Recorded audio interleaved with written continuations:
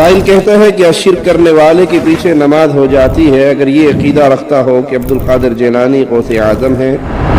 نماز کے دوران پاؤں سے پاؤں ملانے چاہیے۔ حلالہ سے کیا مراد ہے؟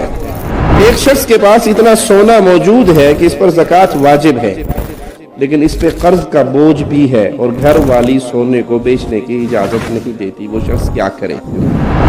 ظالم شخص پر لعنت بھیجی جا سکتی ہے۔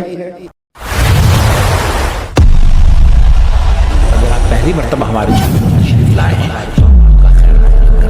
پلیز سبسکرائب کر لیجئے۔ سائل کہتا ہے کہ شرک کرنے والے کے پیچھے نماز ہو جاتی ہے اگر یہ عقیدہ رکھتا ہو کہ عبد القادر جیلانی غوث اعظم ہے، سیدنا علی رضی اللہ عنہ وارضاہ مشکل کشا ہیں۔ مشرک اہل ایمان کا امام نہیں بن سکتا۔ امام بننے کے لیے لازم ہے کہ وہ اہل توحید ہو، موحد ہو، جس کے عقیدے میں شرک اکبر ہے، جو اللہ کے علاوہ کسی اور کو مشکل کشا سمجھتا ہے، ان کو پکارتا ہے، مالک کی صفات اپنے پیروں فقیروں میں بانٹتا ہے، یہ انسان شرک کی وادی میں گرا ہوا ہے، اور مشرک کا کوئی عمل اللہ قبول نہیں کرتا۔ مومن کے لیے جائز نہیں ہے کہ وہ مشرک کو اپنا امام بنائے۔ امام اہل توحید کا، موحد، جو ایک اللہ کو نہیں جانتا، جو ایک اللہ کی وحدانیت پر ایمان نہیں لاتا، جو اپنے دامن کو شرک کی غلاظت سے نہیں بچاتا، یہ ایمان کا اندھا ہے، اس کی اپنی نہیں ہو رہی، آپ کی کہاں؟ لہذا مشرک کو اپنا امام نہ بنائیے۔ امام جس کو بنایا جائے اس کو عزت دی جاتی ہے، مومن مشرک کو عزت نہیں دیا کرتا۔ نماز کے دوران پاؤں سے پاؤں ملانے چاہیے۔ جی، نماز کے دوران قدموں کے درمیان جو وقفہ ہے اس کو ختم کرنا چاہیے، اور صحابہ کرام سے یہاں تک آثار ملتے ہیں کہ وہ اپنے قدم سے قدم ملایا کرتے تھے۔ حلالہ سے کیا مراد ہے؟ حلالہ جو ہمارے علاقے کے اندر بر صغیر، انڈیا، پاکستان، بنگلہ دیش، ان علاقوں میں رواج پا چکا ہے، یہ مولوی کی دستار کے نیچے چھپا ہوا زنا کا بازار ہے۔ کوئی شخص اپنی بیوی کو اکٹھی ایک مجلس میں 3 طلاقیں دے دیتا ہے تو مولوی سے فتویٰ لیتا ہے، مولوی صاحب کہتے ہیں سوائے حلالے کے کوئی راستہ نہیں ہے۔ حلالہ کیا ہے کہ آپ اپنی بیوی کو ایک رات کے لیے کسی اور کے نکاح میں دے دیں، وہ 1 رات 2 رات 3 رات اس کے ساتھ رہ کے پھر اسے طلاق دے دے گا، اور یہ پھر واپس پہلے خامن کی طرف لوٹ آئے گی، عدت گزار کے اس سے نکاح کر لے گی۔ اصل کیا ہے؟ جہاں سے یہ حیلہ کیا گیا بنی اسرائیل کی سنت پہ چلتے ہوئے، اصل یہ ہے کہ اگر ایک شخص اپنی بیوی کو 3 طلاقیں دے دیتا ہے، اور وہ 3 طلاقیں دینے کے بعد اب نہ رجوع کا حق ہے نہ اس سے نکاح کا حق ہے، تو اس عورت کا اس مرد کے ساتھ دوبارہ نکاح اس صورت میں ہوگا کہ یہ کہیں اور نکاح کرے، اور وہ نکاح با ارادہ طلاق نہ ہو کہ آج نکاح کر رہا ہوں اور پہلے ڈن کر لیا ہے، جو لینا دینا ہے وہ بھی طے ہو گیا ہے، 1 دن 2 دن کے بعد چھوڑ دوں گا، یہ نہ ہو، بلکہ ہمیشہ کے لیے جس طرح ایک شادی ہوتی ہے، ایک نکاح ہوتا ہے، سارے زندگی اکٹھے رہنے کا عقد ہوتا ہے، اس بنیاد پہ نکاح ہو۔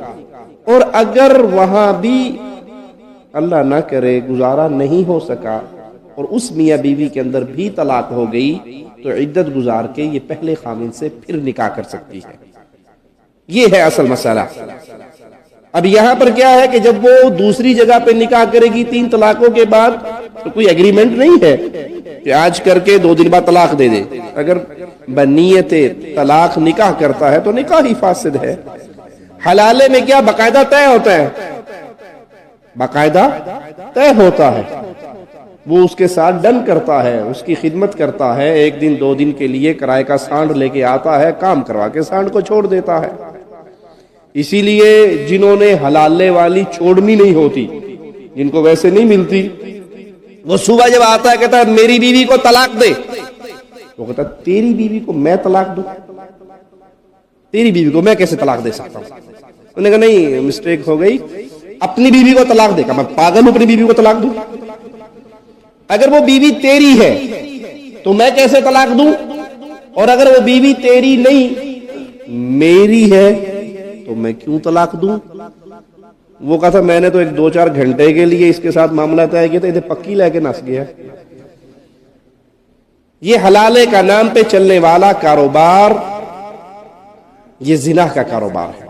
رسول اللہ صلی اللہ علیہ وسلم نے فرمایا کیا میں تمہیں کرائے کا سانڈ نہ بتاؤں؟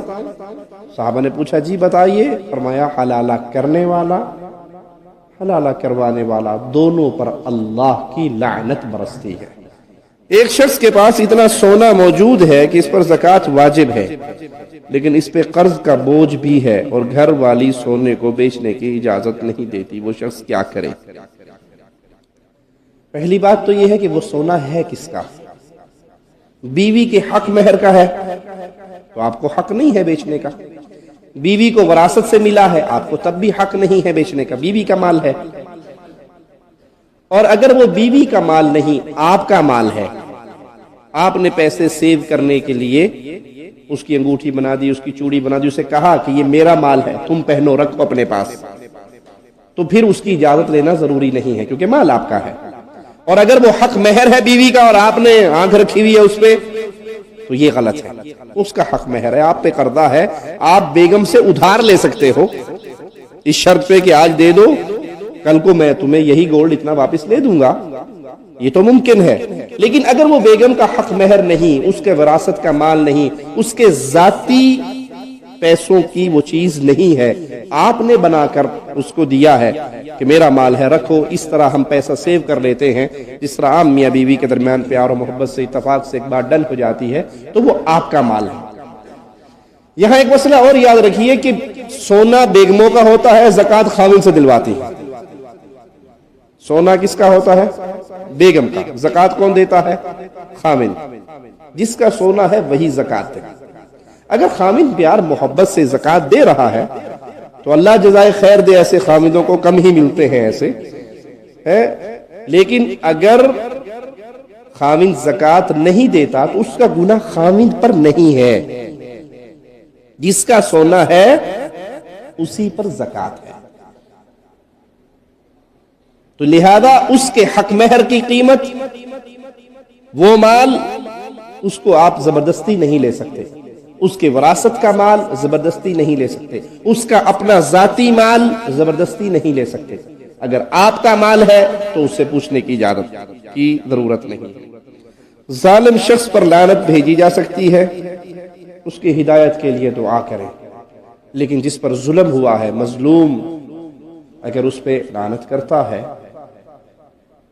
تو کئی ایسے گناہ کا احادیث میں ذکر آیا ہے جس گناہ گار پر اللہ اور اس کے رسول کی طرف سے لعنت برستی ہے، لیکن بہتر یہ ہے کہ اس کی ہدایت کے لیے دعا کی جائے، کیونکہ لعنت ایک ایسا ماجرا ہے دونوں میں سے ایک پہ ضرور برستی ہے۔ کسی نے کسی پر لعنت کی، جس پہ لعنت کی گئی اگر وہ اس کا حقدار نہیں ہے تو یہ لعنت لوٹے گی کہنے والے پر۔ جیسے کفر ہے، آپ کسی کو کہے تو کافر ہے، اگر وہ کافر نہیں تو یہ کفر کہنے والے پر واپس لوٹتا ہے۔